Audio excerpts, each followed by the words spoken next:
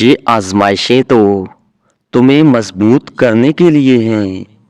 تمہارے رب نے تمہیں تنہا تو نہیں کیا۔ اداس مت ہو، وہ اللہ تمہارے ہر اداس لمحے کو سکون میں بدلنے پر قادر ہے۔ اور یاد رکھو، پھر اللہ وہاں بھی تھام لیتا ہے جہاں آپ کو لگتا ہے کہ آپ کبھی سنبھل نہیں پائیں گے۔ کبھی محسوس کر کے دیکھا ہے کہ وہ کن کن طریقوں سے آپ کو اپنی موجودگی کا احساس دلاتا ہے؟ اور جب اللہ سے مانگ لو تو دل میں نہ ملنے کا ڈر نہ رکھو، کیونکہ اللہ اٹھے ہوئے ہاتھوں کی لاج رکھتا ہے۔ پتہ ہے، لوگ کہتے ہیں ہوتا وہی ہے جو نصیب میں لکھا ہوتا ہے، اور اللہ قرآن میں فرماتا ہے، تو مجھے پکار کر تو دیکھ، میں تمہاری تقدیر بدلنے پر قادر ہوں۔ اور یاد رکھو، زندگی آسان نہیں ہوتی، زندگی کو آسان بنانا پڑتا ہے۔ کبھی دعا کر کے، کبھی صبر کر کے، کبھی معاف کر کے، اور کبھی نظر انداز کر کے۔ اللہ بے خبر نہیں ہے تم سے، وہ جانتا ہے تم نے اسے کتنی بار پکارا ہے۔ اللہ سے رابطے میں رہا کریں، رازداری رکھا کریں اللہ کے ساتھ۔ اپنے معاملوں کی وہ آپ کو کبھی رسوا نہیں کرے گا۔ اگر نصیب کا لکھا سب کچھ ہوتا تو اللہ تمہیں تمہاری خواہش کو مانگنے کے لیے دعا کا راستہ نہ دکھاتا۔ تمہارے دل میں اگر اللہ نے سجدے کی چاہت ڈالی ہے، پھر کچھ تو ہے جس کا ہونا باقی ہے۔ صبر کے سفر میں ایک مقام ایسا بھی آتا ہے کہ ہم جب کوئی دعا کرتے ہیں یا کچھ سوچتے ہیں تو پل بھر میں اللہ اس کو پورا کر دیتا ہے۔ پتہ ہے کیوں؟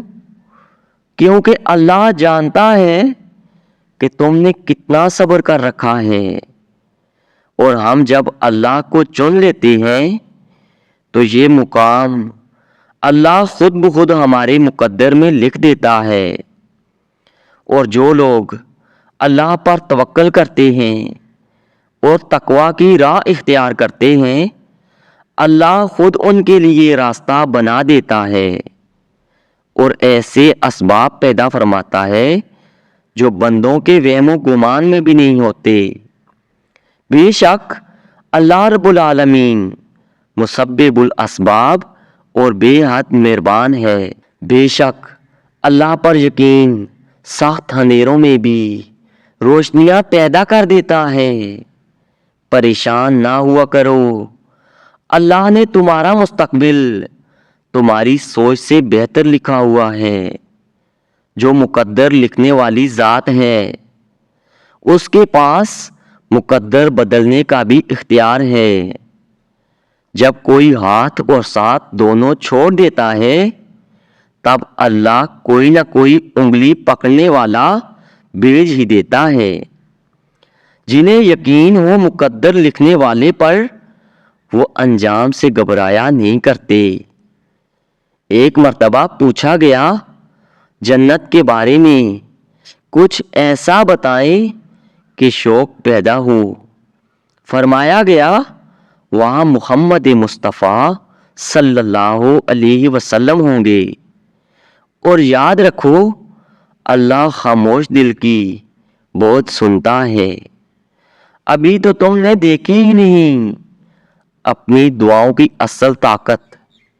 ابھی تو یہ تمہیں اللہ سے تمہاری من پسند چیز حاصل کروا کر رہیں گی، اور جب اللہ کی مدد تمہارے لیے آئے گی، تب تمہارے آنسو، تمہارا تڑپنا ایسے خوشیوں میں بدلتا نظر آئے گا کہ تم خود حیران رہ جاؤ گے۔ اللہ کے ایک کن کے آگے بیکار ہیں کائنات کی سب رکاوٹیں، اور پتہ ہے جو آپ جتنی شدت سے مانگتے ہو وہ آپ سے اتنا ہی دور کیوں چلا جاتا ہے؟ کیونکہ اب آپ خوش ہو جاؤ، کیونکہ آپ کا مانگنا اللہ کو پسند آ گیا ہے۔